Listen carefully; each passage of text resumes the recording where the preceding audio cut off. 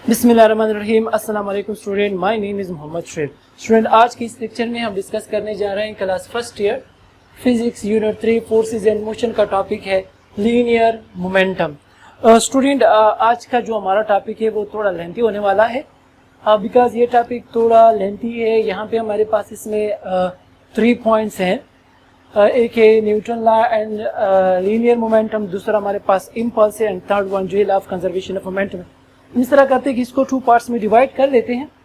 आज के इस लेक्चर में हम लीनियर मोमेंटम को डिस्कस कर लेते हैं और साथ में Newton second law and linear momentum को डिस्कस करते हैं और फिर नेक्स्ट लेक्चर में वो बाकी जो 2 पॉइंट्स है इम्पल्स और साथ में जो है conservation of law of conservation of momentum, उसको फिर हम डिस्कस करते हैं। तो सबसे पहले हम बात करते हैं what is linear momentum. Student, momentum कहते हैं मोमेंट से ही निकला हुआ, मीन्स जो है वो मोशन से ही जो है वो रिलेटेड है कि मोशन को हम कहते हैं कि जिस तरह के फॉर एग्जांपल हम कहते हैं ना कि व्हाट इज मैटर, जो है वो मास। सो मास हमारे पास क्या होता है? Quantity of matter. Quantity of matter is called मास। तो यहाँ पे हमारे पास मोमेंटम हमारे पास क्या है? Quantity of motion. जब फॉर एग्जांपल कोई एक बॉडी मूवमेंट कर रहा है ना, तो उसमें जो मोशन की क्वांटिटी, कितना मोशन कर रहा है, तो उस क्वांटिटी ऑफ मोशन को फिर हम क्या नाम देते हैं स्टूडेंट? मोमेंटम का नाम देते हैं। तो यहाँ पे हम डिफिनेशन 2 तरीके से कर सकते हैं कि the quantity of motion of a moving body is called as linear momentum. जो हमारे पास क्वांटिटी ऑफ मोशन है, ये बात ज़हन में रखो, अक्सर एमसीक्यूज में भी आता है कि the quantity of motion of a body is called, ये अक्सर एमसीक्यूज में आता है, ये आप ज़हन में रखो। ये एमसीक्यूज भी है, ये जो डिफिनेशन हमने किया ना लीनियर मोमेंटम का, कि the quantity of motion of a moving body is called as linear momentum. Impulse जो है हमारे पास फोर्स, फॉर एग्जांपल हम कहते हैं ना कि लेट सपोज कोई 2 और पॉइंट जो है इसमें हम रख लेते हैं, लेकिन आपने ध्यान में रखना होगा कि जो क्वांटिटी ऑफ मोशन है इसको हम क्या नाम देते हैं? Linear momentum. अच्छा, और सेकंड जो हमारे पास डिफिनीशन है लीनियर मोमेंटम का, वो इसके मैथमेटिकल फॉर्म से हम करते हैं कि the product of mass m and velocity v of a body is called as linear momentum. कि फॉर एग्जांपल कोई एक बॉडी है, ठीक है ना, फॉर एग्जांपल हमारे पास कोई एक बॉडी है जिसका मास है m और वो वेलोसिटी v के साथ जो है वो मूवमेंट कर रहा है, ठीक है। तो इन दोनों के वेलोसिटी और मास के जो प्रोडक्ट है उसको फिर स्टूडेंट हम क्या नाम देते हैं? लीनियर मोमेंटम का नाम देते हैं। तो जो हमारे पास लीनियर मोमेंटम है स्टूडेंट, इसको हम रिप्रेजेंट करते हैं by capital P। This is the representation या आप कह सकते हैं symbol for linear momentum which is capital P।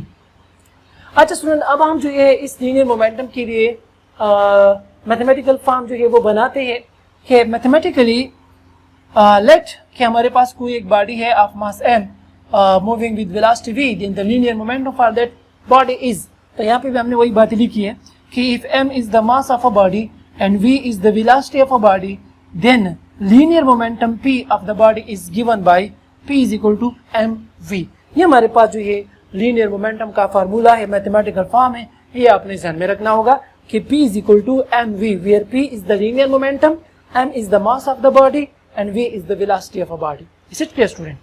अच्छा स्टूडेंट, ये तो हमारे पास जो इसका लीनियर मोमेंटम का मैथमेटिकल फॉर्म आ गया। अब इसका नेचर क्या है? क्या ये स्केलर है या वेक्टर है? तो आपने ध्यान में रखना होगा स्टूडेंट, जो हमारे पास लीनियर मोमेंटम है वो क्या है? हमारे पास वेक्टर क्वांटिटी है।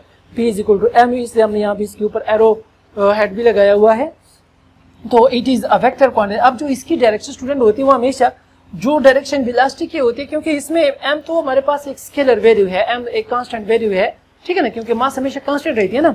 जैसे कि फॉर एग्जांपल 3, 4, 5 kg, तो ये हमारे पास क्या है? कांस्टेंट वैल्यूज हैं, तो उसकी कोई डायरेक्शन ही नहीं होती। तो डायरेक्शन हमारे पास क्या है? स्पीड वेलोसिटी की है, ठीक है ना। तो हम कहते हैं ना कि जो डायरेक्शन वेलोसिटी की होगी वही डायरेक्शन हमारे पास लीनियर मोमेंटम की होगी। तो यहाँ पे हम कहते हैं ना कि it is a vector quantity. अच्छा स्टूडेंट, अक्सर क्वेश्चन किया जाता है, ये आपको मैं एक कॉन्सेप्ट बता देता हूँ।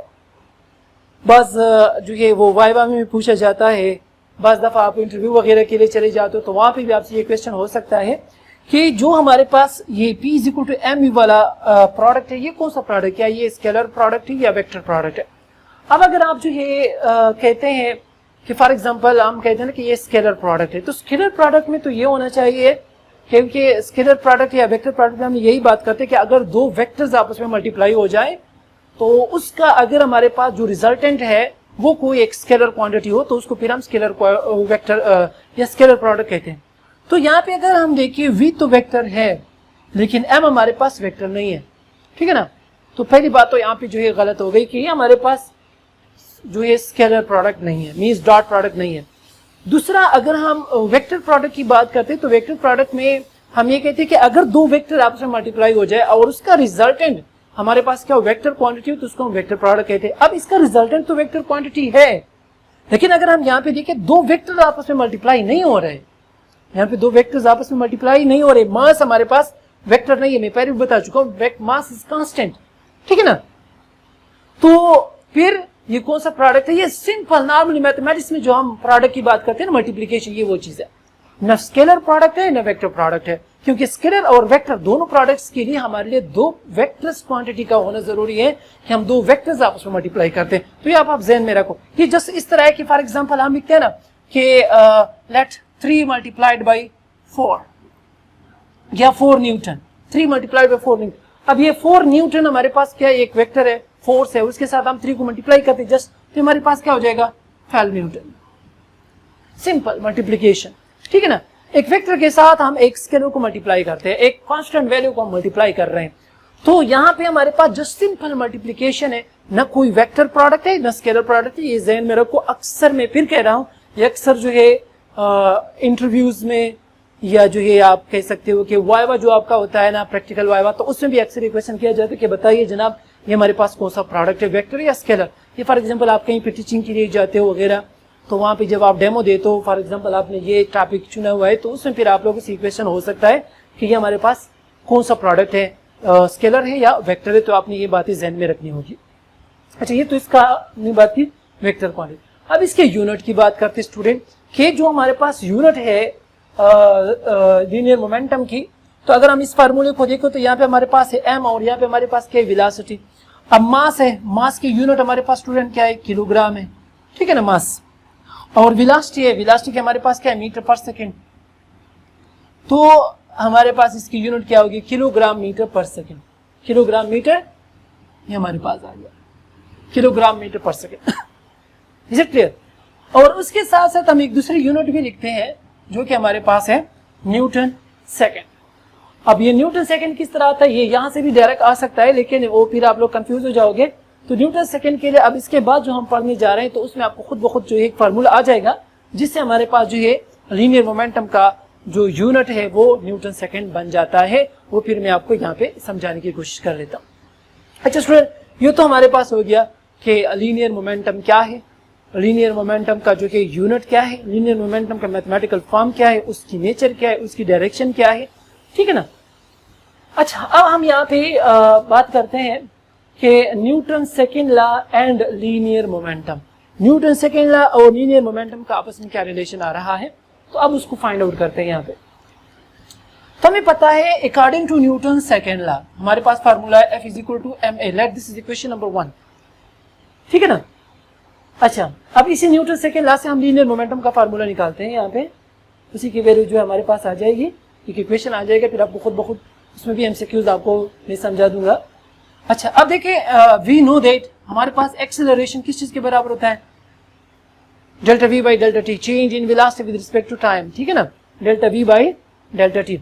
अच्छा, अब delta v change in velocity हमारे पास क्या होता है final velocity minus initial velocity, तो इसकी जगह मैं लिखता हूँ vf माइनस vi और divided by delta T, this is equation number 2। अच्छा, अब इस इक्वेशन नंबर 2 को हम इक्वेशन नंबर 1 में पुट करते हैं एक ही जगह, तो putting equation 2 in equation number 1 we get that कि f = m अपनी जगह एक ही जगह हमारे पास आ जाएगा vf minus vi divided by delta T. Is it clear. अच्छा, अब ये m जो है ये इनको मल्टीप्लाई करते हैं, क्योंकि ये तो डिवीजन में इसके साथ तो मल्टीप्लाई हो नहीं सकता, इनको मैं साथ मल्टीप्लाई करता हूँ, तो पहले m जो है vf के साथ मल्टीप्लाई हो जाएगा, तो mvf बन जाएगा, दरमियान में minus sign, and then mvi divided by delta T. अच्छा स्टूडेंट, हमने यहाँ पे फार्मूला पढ़ा कि p = mv, we know that p = mv, तो अगर हमारे पास vf है तो यहाँ पे हमारे पास जब हम vf लगाएंगे तो ये क्या हो जाएगा pf बन जाएगा ना। फॉर एग्जांपल अगर मैं यहाँ पे लिखूं कि p = mv, ये फार्मूला है हमारे पास। अब अगर मैं जो यहाँ पे वेलोसिटी फाइनल लेता हूं तो फिर हमारे पास मोमेंटम भी क्या होगा फाइनल ही होगा ना, pf हम उसको नाम देंगे फाइनल मोमेंटम। और अगर यही फार्मूला मैं लिखता हूँ F is equal to M V, और यहाँ पे मैं V I initial velocity consider कर लेता हूँ, तो इस टाइम जो हमारे पास मोमेंटम भी होगा वो भी क्या होगा, इनिशियल मोमेंटम ही होगा ना। तो उसको हम पी आई से रिप्रेजेंट करेंगे, P means momentum, I means initial. अच्छा, तो अब हम क्या करते हैं, यहाँ पे हमारे पास आ गया V F M V F और यहाँ पे आ गया एम वी आई। तो एम वी एफ की जगह हम पुट करते हैं पी एफ और एम वी आई की जगह हम पुट करते हैं पी आई। तो मीन्स यहाँ पे मैंने लिखा है कि we know that P is equal to M, we put in equation number 3। हमारे पास इक्वेशन नंबर 3 आ जाएगा कि F is equal to M V F की जगह स्टूडेंट आ जाएगा पी एफ, जिस तरह मैंने यहाँ पे लिखा है। सिमिलरली दरमियान में माइनस साइन एम वी आई की जगह स्टूडेंट हमारे पास आएगा P I and divided by delta T. अब देखो पी एफ माइनस पी आई, जिस तरह हमने यहाँ पे लिखा ना वी एफ माइनस वी आई, किस चीज को कहते हैं, change in velocity. Similarly P F minus P आई हम किस को कहते हैं, change in momentum. Means for example अगर मैं यहाँ पे लिखूं कि हमारे पास आ जाएगा कि delta P is equal to P F minus P I, change in momentum is equal to final momentum minus initial. जिस तरह हमारे पास change in velocity final velocity minus initial velocity, similarly change in momentum final momentum minus initial momentum. तो यहाँ पे P F minus P I की जगह मैं स्टूडेंट लिख रहा हूँ delta P, is it clear, change in momentum, और डिवाइडेड बाई डेल्टा टी तो अपनी जगह है। तो हमारे पास फोर्स का फार्मूला आ जाएगा F is equal to delta P by delta T. अच्छा स्टूडेंट, यहाँ पे हमारे पास जो है ये जो इक्वेशन आ गया ना ये, तो इस इक्वेशन को अगर हम देखें, इसका जो हम स्टेटमेंट में लिखते तो यहाँ पे जगह नहीं है, इसलिए मैं वो स्टेटमेंट यहाँ पे लिख नहीं सकता, या फिर मुझे यहाँ पे जो है रिमूव करना पड़ेगा। लेकिन मैं यहाँ पे आपको बता देता हूँ ओरली कि व्हाट दिस इक्वेशन मीन्स, ठीक है ना। आप लोग फिर नोट करते जाए अगर कोई नोट करना चाहे कि what this equation means. This equation means that the change in momentum with respect to time is equal to force. अब जो ये एमसीक्यूज बन गया कि the rate of change of momentum with respect to time is equal to force. ये अक्सर MCQs में आता है, ये आपने ध्यान में रखना होगा। मैं जो यहाँ पे फिर रिपीट कर लेता हूं कि the rate of change of momentum with respect to time is equal to force. अब ये एमसीक्यूज में आ जाता है कि the rate of change of momentum with respect to time is equal to force, velocity, acceleration and कोई और जो है आपको एक ऑप्शन दे देगा। तो आपने ध्यान में रखना होगा कि change in momentum with respect to time हमारे पास किस चीज के बराबर होते हैं स्टूडेंट, ये फोर्स के बराबर होते हैं। Is it clear? अच्छा, ये इस इक्वेशन का मतलब। अब देखो स्टूडेंट, जो मैंने आपको बताया कि मैं आपको इस यूनिट का समझाऊंगा कि यूनिट कैसे आ जाता है। तो अगर मैं इस इक्वेशन नंबर 4 को देखूं, ये जो इक्वेशन नंबर 4 है, अगर मैं डेल्टा टी को दोनों साइड पे मल्टीप्लाई कर लूं तो हमारे पास क्या आ जाएगा, F multiplied by delta T is equal to delta P आ जाएगा, क्योंकि यहां से फिर ये डेल्टा टी क्या हो जाएगा, कैंसल। अच्छा, या फिर अगर मैं लिखूं कि delta P is equal to F multiplied by delta T, F multiplied by delta T. अच्छा, अब देखो अगर मैं यहां से यूनिट लिखना चाहूं तो हमारे पास यूनिट क्या होगी, देखिए स्टूडेंट, फोर्स की यूनिट क्या है हमारे पास, फोर्स की यूनिट है स्टूडेंट न्यूटन, ठीक है ना। और उसके साथ क्या है, टाइम, तो टाइम की यूनिट क्या है स्टूडेंट, सेकंड। तो हमारे पास लीनियर मोमेंटम की यूनिट क्या आ गई, न्यूटन सेकंड, जो कि मैंने यहाँ पे ऑलरेडी लिखी हुई है कि its unit is KG meter per second या न्यूटन सेकंड, ये आपने ध्यान में रखना होगा। अच्छा सुनिए, यहाँ से हमने 2 एमसीक्यूज की बात की यहाँ पे। फर्स्ट वन इज कि the quantity of motion is called linear momentum, एक एमसीक्यूज। सेकंड एमसीक्यूज हमारे पास क्या है कि हमारे पास जो है कि the rate of change of momentum with respect to time is equal to force. ये 2 एमसीक्यूज जो है यहाँ पे हमारे पास आ गई है। सो स्टूडेंट, अगर आप इसका जो स्क्रीनशॉट लेना चाहते हैं तो आप स्क्रीनशॉट ले सकते हैं। नाउ स्टूडेंट, ये जो हमारे पास लीनियर मोमेंटम और फर्स्ट पार्ट हो गया, बाकी के इंशाल्लाह जो 2 पार्ट्स है वो हम नेक्स्ट लेक्चर में डिस्कस कर लेते हैं। सो फुल स्टूडेंट, आपको जिस लेक्चर की समझ आ चुकी होगी, फिर भी अगर आपके माइंड में किसी भी किस्म का कोई भी क्वेश्चन हो आप कमेंट में जरूर पूछिएगा। Thank you so much.